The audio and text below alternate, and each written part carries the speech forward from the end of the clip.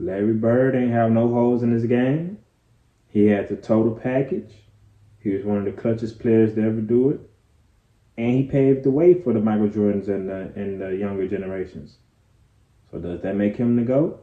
What's good, YouTube? It's your boy Damo Little Sportsman, and I'm back again with another reaction video. And today, we got that man Larry Bird in the office, man. We got him back in the office again today, man. Today, we got a good one for y'all. This one been highly recommended by you guys in the comment section, and I'm ready to get in tune with it. We got Making the Case, Larry Bird. Making the GOAT case at that. So we finna see if Larry Bird the GOAT. We finna see what this video show us. You know what I'm saying?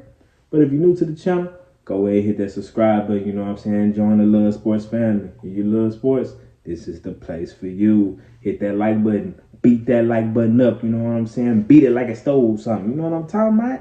But I ain't gonna hold y'all no further ado. Let's get right into this video, man. Yes, sir. Basketball is special. The size of the court and the lack of pads or helmets give fans the most intimate experience of a team sport that exists. And because of the different styles that basketball allows for, players develop their own distinct identities and signature styles through their creativity, flair, That was nasty. and athleticism. Hey, oh my goodness. And although no player succeeds alone, the scoring volume and two-way nature of the sport give individual stars a nearly unprecedented amount of control over the flow and outcome of a game. For this reason, players are constantly compared to their peers and to the legends of the past in order to answer the most hotly contested question in the sport: who's the greatest to ever do it? For many, the question is redundant. They believe in only one right answer: their answer. Others might have their own personal stance, but acknowledge one or two alternatives. But I believe that there's much more nuance to the question of greatness and more answers to it than you might think. Man, even if you're not a Larry Bird fan, man, and you watching this video, I really appreciate you for real. But y'all let me know who y'all think the GOAT is. You know what I'm saying? Is it MJ? Is it Larry? Is it Bron? Is it Magic Johnson? Is it Wilt Chamberlain? You know what I'm saying? Anybody who you think the GOAT is, you let me know. You know what I'm saying? Y'all can have a debate about it in the comment section. Y'all go ahead and state why y'all think he's the GOAT, whoever you choose. You know what I'm saying? I'll be happy to look at them comments, man. Real talk. Count, there are 8 players in NBA history that have a substantial claim as the GOAT. It's a subjective thing though. I can't give you a definitive answer. All I can do is make the argument. So today, I'll be making the case for Larry Bird as the greatest basketball player of all time. Word with the word. Man with the plan. Let it ride.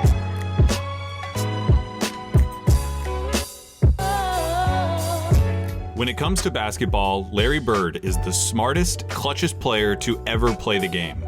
Now, if you don't think that Larry Bird is the greatest basketball player of all time, you probably hate that I just said that. Those are the kind of talking head sport cliches that surely impact the game but are impossible to empirically measure. Normally, I'd agree with you, but I think that when you talk about Larry Bird, you see those intangibles become real, palpable results. I wouldn't have said it if I didn't believe it.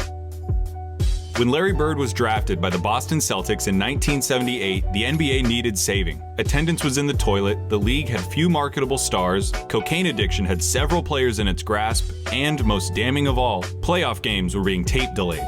Playoff games at the highest level of basketball were being put in the back seat for black and white movies and network reruns.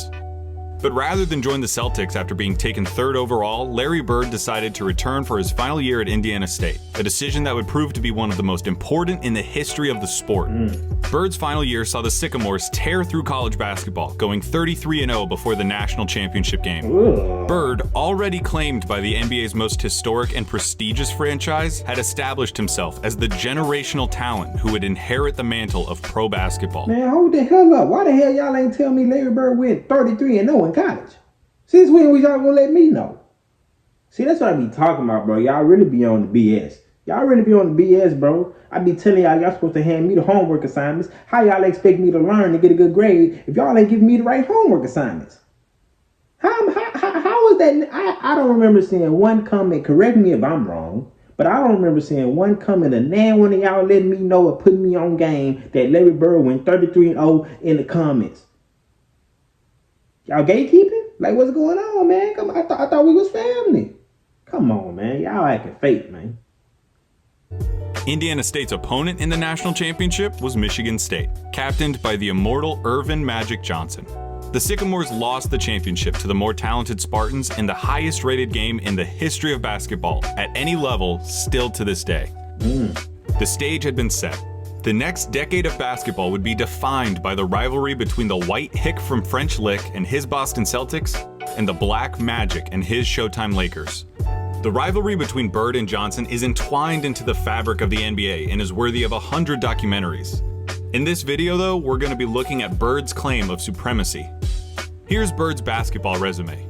His 3 championships come with perhaps the highest collective degree of difficulty of any player's championships. For real? His 3 MVPs came consecutively, making him only the 3rd player to accomplish the feat, along with Bill Russell and Wilt Chamberlain.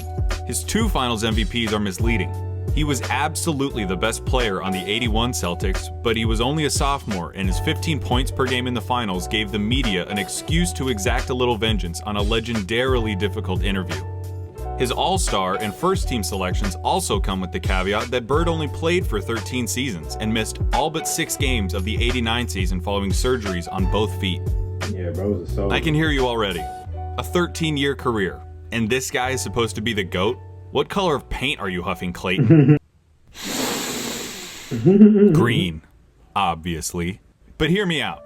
Yeah, Bird's career lasted about 2/3 as long as it should have. Okay. But what he did in that time was so impressive and so substantial that every basketball fan acknowledges that he's in the conversation as the greatest ever. Doesn't it matter that those 13 years saved professional basketball, delivered a disproportionate amount of memorable moments, defined the golden age of the league, and produced a career by which all other forwards, before or since, are measured? Bird squeezed every drop of talent out in those 13 years and made it seem more like 30. He didn't just leave his fingerprints on the game. He left so much of his DNA in the sport that it needed a cigarette afterwards. There's something to be said about the candle that lasts half as long but burns twice as bright. Those 3 MVP years stack up with any other run by any other player. I will put an A+ Larry Bird season up against anyone's. What does an A+ Larry Bird season look like? A full box score, a blowout win, a nearly undefeated record at home, and a play style that could only be described one way: white. Larry Bird isn't just a white basketball player, he's the white basketball player. To describe Larry Bird's game is to thumb through the Hoops dictionary and pick out every cliche about white players. Unathletic, great shooter, good fundamentals, the whole thing. The archetype of a white basketball player is Larry Bird, with one exception. He had an unparalleled understanding of the game of basketball, both as a physical contest and as a mental competition. One thing he's saying, I ain't gonna keep pausing, you know what I'm saying? I know y'all probably like, Damo, stop pausing the video. Hush, okay? Hush. But one thing I will say is I don't like the white, the race. Man, ain't nobody care about all that race shit, bro. If you can hoop, you can hoop. You know what I'm saying? All that narrative, trying to push the narrative of, oh, if you African American or black, you hoop better than who. Yeah, naturally, you know what I'm saying? You know what I'm saying? There's more African American people that hoop, but bro, any race can hoop, bro. You take your ass to Japan or China and you will get your ass busted. Think I'm playing. They be hooping. You know what I'm saying? But the moral of the story is, I just don't like all the race shit, bro. It ain't, bro, you a hooper, you a hooper. No matter what color you is. That's how I take it. So that's the only thing I'm saying. I don't really like all that white hooper, all this stuff he's saying, but I'm going to try to get past that, you know what I'm saying? His basketball IQ infected everything he did and catapulted his career into legend. Bird was a complete player. Jerry West called him nearly as perfect as you can get. He was the league's first great marksman. He could contort his body to shoot from anywhere on the court, regardless of the level of defense. He pioneered the art of the dagger 3 and was the founding member of the 50-40-90 club. At 6'9", Bird's understanding of angles and coordination led to a higher rebounding average than Patrick Ewing, and it made him an impressively adept finisher in his younger years. In '86, Bird dropped 47 points on the Blazers, playing the majority of the game left-handed. Yeah. His lack of quick lateral movement meant that Bird didn't do much when it came to slapping the floor and picking up the opposing point guard, but his size and omniscience gave him the ability to body similarly sized players, read defenses like a free safety, and pick off passing lanes with ease. His passing was transcendent, and I'll highlight it later. And of course you need to know that Larry Bird was a tough MFer. He had a superhuman motor and dove for loose balls like a beagle at the park. He was a willing participant in his share of fights, often precipitated by his league-renowned trash talk. LeBron told Robert Reedy to stay there. He should have stayed in preaching. That was funny. He had 50 points. I was guarding in my rookie year. He looked at me and he goes, "You can't stop me." And I looked at him and I said, "Gosh."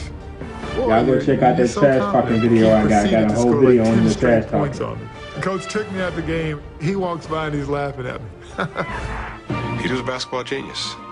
He'd be a step ahead, a thought ahead, play the game like a chess game. I'd much rather guard Michael Jordan than Larry Bird because you have to play the game as a thinker when you're playing him. You have to get inside his mind. If you put all of us in a room, Magic, Jordan, myself, and Bird probably be the guy who walks out of the room at the end of the day. Did you notice something during those testimonies?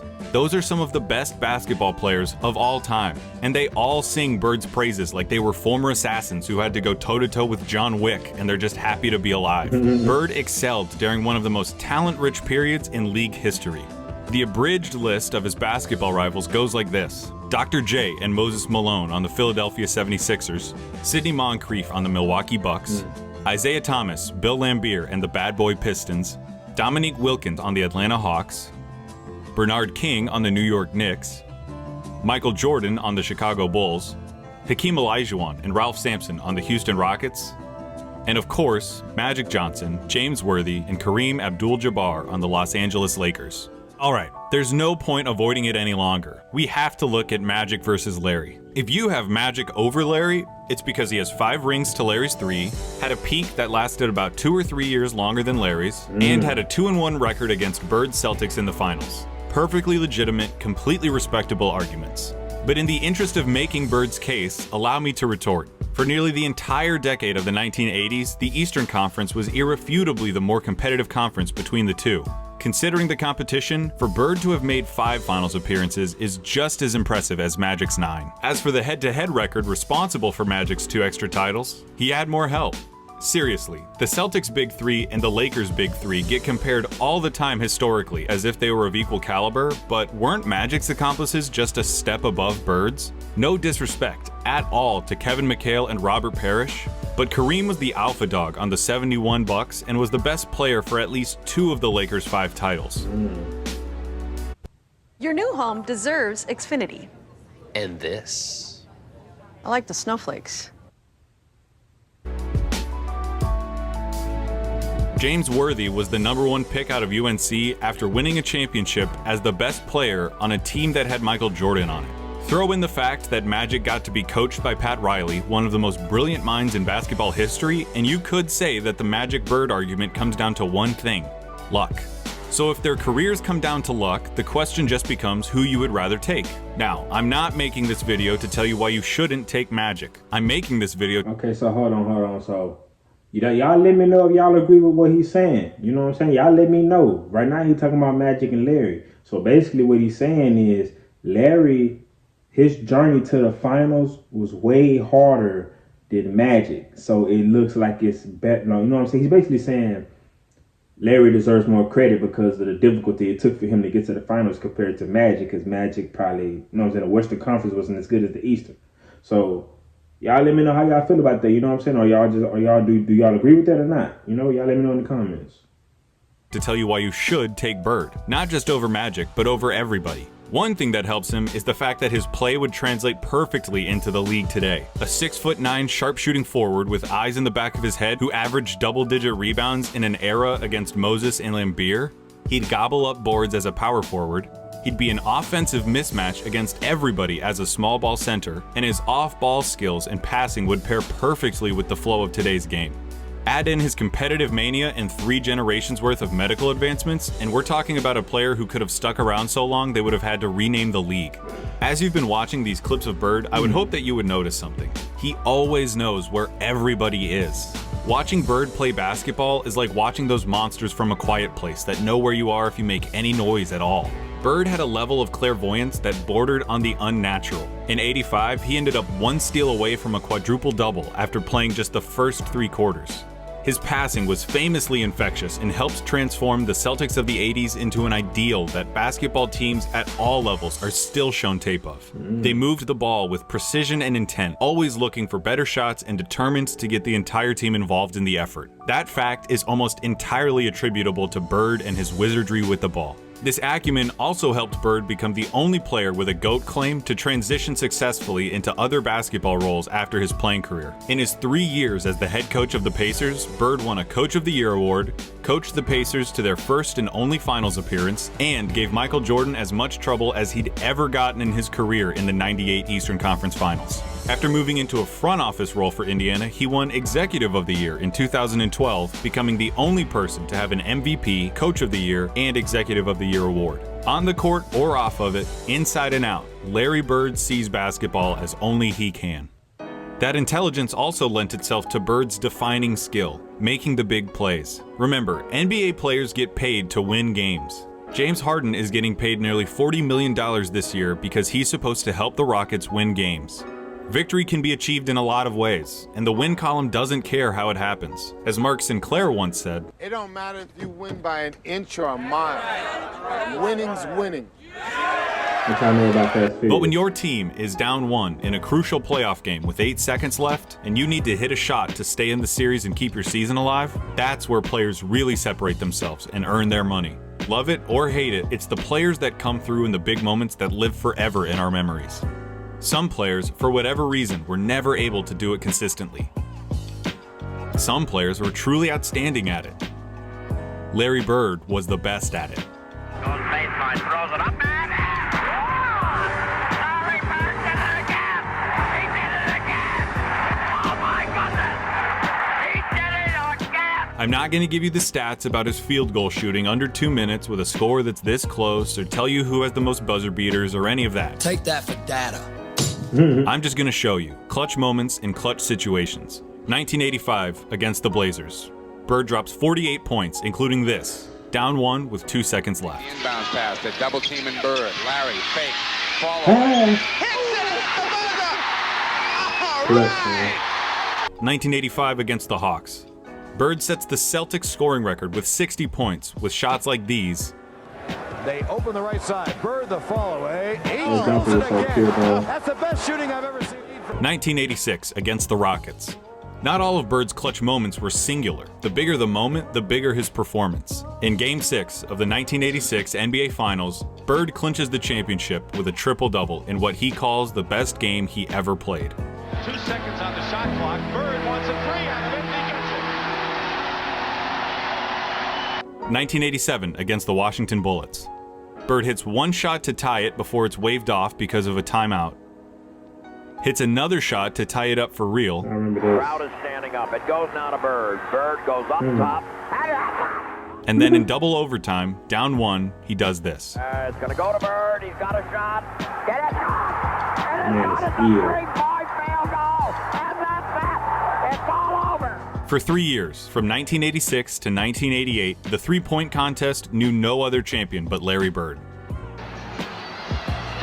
He's still going to drop one here quickly. 14. This is a tie for the money. Yo! Larry Bird! 1987 Eastern Conference Finals, Game 5. Tied at 2 games apiece against the Bad Boy Pistons, this enormous game would put the winner 1 game away from the NBA Finals. The Pistons are up 1 with seconds remaining. The ball goes out of bounds off the Celtics. Isaiah Thomas just needs to inbound the ball to win the game. Now there's a steal by Bird. Underneath the DJ, lays it in. Right at 1 second left. What a play by Bird. Bird stole the imposing pass. There are truly too many big games and big moments for me to go through without this ending up as a documentary. But that all leads me to this, what I really want to talk about. 1987, NBA Finals, Game 4 against the Lakers. LA is up 2-1, and the Celtics need to win to tie the series and stay alive. Bird hits a 3 with 12 seconds left to go up by 2. In your mouth. Hey!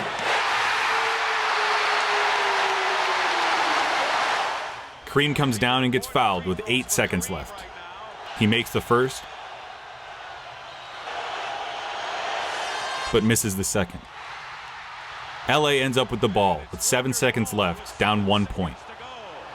In the low post, being guarded by Dennis Johnson. Byron Scott is in the ball game now.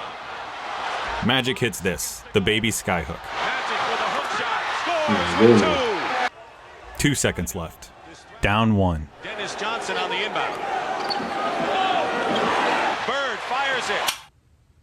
What do you think happens? Number net. Oh, he missed. I bet it wasn't that. When I paused the tape and the ball was hanging in the air, you thought it was going in. Yep. Bird thought it was going in. Magic thought it was going in. I've seen this game before, and I still think it's going to go in. But it didn't. Pat Riley said it himself. We got lucky. And that, a missed shot in the NBA Finals, is why he's the clutchest. Because after he makes the big plays, has the big games, hits the big shots, time and time again, you expect him to hit every shot, to win every game. And in those fleeting moments when he doesn't, when he looks like a mere human, when he looks like everyone else who tries to do what he does, you just can't believe it. That's what Larry Bird did. He made the big plays so often you thought he was going to make them every time. He helped turn basketball into a global phenomenon, paving the way for every Michael Jordan, Kobe Bryant, or LeBron James who comes through our lives. He played basketball in its purest form and captained a team that is consistently ranked among the greatest of all time. He has the second highest win percentage in the history of the NBA, behind Magic by less than 0.5%, about 10 games. He was the complete package, a player with no holes in his game whatsoever. They called him Basketball Jesus. He didn't get that name without doing something extraordinary. He saved basketball, and he did it by playing it better than anyone else. Here's Magic at Bird's retirement in 1993. Larry Bird said that there would be another Larry Bird one day. And Larry, there will never, ever, ever be another Larry Bird. To the greatest basketball player ever, but more important, a friend forever.